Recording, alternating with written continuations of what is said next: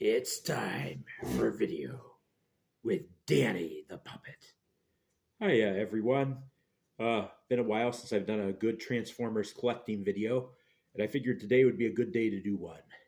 So, what's been going on? Well, one of the highlights for me is that Studio Series 86 Bumblebee's coming out. I know, everyone's like, hey, Danny the Puppet's getting another Bumblebee, but I like this one a lot. I like it so much that I ordered two. Yes, I ordered two Studio Series 86 Bumblebees. Not usually the kind of person who'd order more than one of a Transformer, especially at retail price. But I like to take silly pictures with my Transformers, as you can see here by this one. And the one I usually use in my pictures is Bumblebee.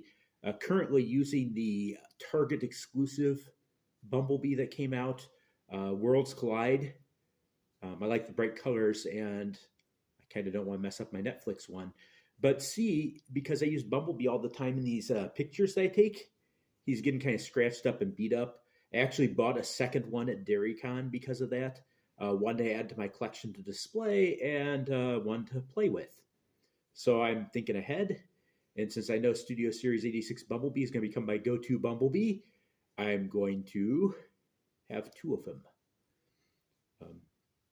So I'm really excited about that. I know some people aren't too happy because his alt mode is kind of based on the Penny Racer Volkswagen rather than an actual Volkswagen Beetle, but I'm okay with that. I've got a Bumblebee that's the actual Volkswagen Beetle, and this will be my go-to Bumblebee to play with.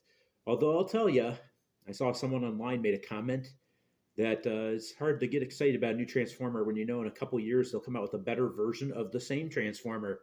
So in a couple years, will I be buying yet another Bumblebee? I do not know. I try to get a Bumblebee from each version that's out there. The next one on my mind after the Studio Series 86 is to get a Transformers 1 Bumblebee. Talk about Transformers 1 for a second. I'm personally excited about it.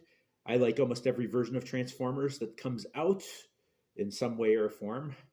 And I think Transformers 1 looks good. It played at a film festival recently and got a standing ovation. And everyone who's commented on it has said it looks really good. It's exciting, kind of kid friendly, but if you scratch beneath the surface, a little darker. So I'm excited for Transformers 1, and we'll see. Maybe I'll watch it and I won't like it that much. I used to like all the Transformer movies when they came out, but as I've gotten older, I've learned that they're not quite my cup of tea. Still, every now and then, I like to go back and watch them. But I did like Bumblebee, and I actually liked Rise of the Beast too. So we'll see. I might be excited about Transformers 1. Now, something else coming out this week. Well, let's step back a little bit and take a look at this. The Transformer here was posted by Mark, one of the designers of the Transformer toys, and he was asking a question: would we like to see more new characters? And if we did, would we like to see them as new molds or as repaints? And he posted this repaint of Pipes here as a bounty hunter Transformer character that he custom made as an example. Now, it's interesting that he put that up because the next few days we saw some of the new Transformers coming out, and we've got here Slipstream. And we have an addition to that, another one called Quake. And this is a tale of two Transformers here. Slipstream is almost an outright repaint of Windblade, and I don't really like it. Now, I don't usually buy Decepticons, so I probably wouldn't have bought her anyways. But the paint scheme looks great, but I don't think she should really be just a repaint of Windblade. The wings there don't quite work. You've got Windblade's little fan themes that don't work there. And I think, although they do give her a new head, Slipstream gets a new head, and it's a really awesome looking head if you like Decepticons. But I don't really like it. It's not different enough. And then you get the other one they showed was Quake. Now, again, not a Transformer I'm going to buy, but Quake is a repaint, retool of Skullgrin. And they did a really good job retooling this so it doesn't even look like it used to be Skullgrin. That's kind of cool. That's really well done. Not the gold standard, mind you. I think the gold standard is somewhere between Metalhawk and DevCon. Metalhawk is a retool of Cyclonus. You can't even tell it's the same figure. And then you've got DevCon. DevCon's a retool of Blur. I would have never guessed Blur was any part of DevCon. DevCon, if you recall, was one of my favorite Transformers of 2023. Really hard to find, but awesome example of a retool where you can make a completely different character. Now, I am all for new characters. I think the Transformers line needs some new characters mixed in with our favorite G1 Transformers. As long as they stick to kind of the G1 universe, I would like to see new characters, and I think we do. One thing I like recently was the Rock Lord inspired characters that came out. Those are kind of neat. Transformers that rock.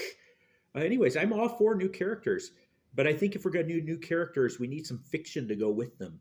We need some stories to go with them, even if it's just file cards coming back.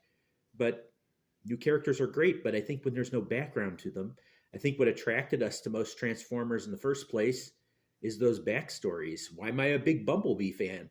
Because I like Bumblebee, because I like the backstory that he may be the smallest, but he's also very courageous. He's a character that maybe was the little brother to the big Transformers and something I could relate to when I was growing up. So I like the idea of new characters, but let's give them some background too. I like these Transformers that look like Rock Lords, but they have no story behind them. And the designers talk every now and then like there's some story that they had in their mind. I wish they'd share more of that with us. But anyways, talking about those repaints, well, repaints are heavy in this next wave that they're showing, but there's supposed to be a new Optimus Prime again today. Maybe we'll see a sneak peek of that one today. I do not know. But do we need another Optimus Prime? I don't know. It goes back to what I was talking about earlier, is that they keep coming out with new versions of characters that we already have. But this one's better than the last. Wait, my wallet's hurting. My wallet's not going to hurt too much with that next wave, though. Not buying Slipstream, not buying Quake, and I don't know. That Optimus is going to have to be pretty amazing for me when I buy it. Well, that's all I have for now. I'll see you later.